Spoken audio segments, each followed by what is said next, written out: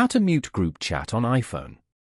To get started, first of all go ahead and open up the Messages application on your phone. You can view all your messages over here. On the Messages page, find the conversation you wish to mute. Press and hold the message thread and swipe to the left. This will reveal two options beside the conversation. Tap on the mute icon, which is represented by a bell icon with a slash through it. Alternatively, you can mute the chat from within its settings.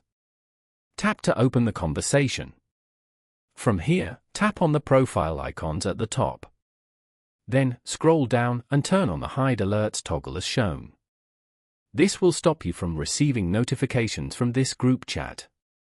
Following these steps, you can easily mute group chat on an iPhone. Thank you for watching. Please leave a like if this tutorial helped you, or leave a comment below if you have any questions related to the video.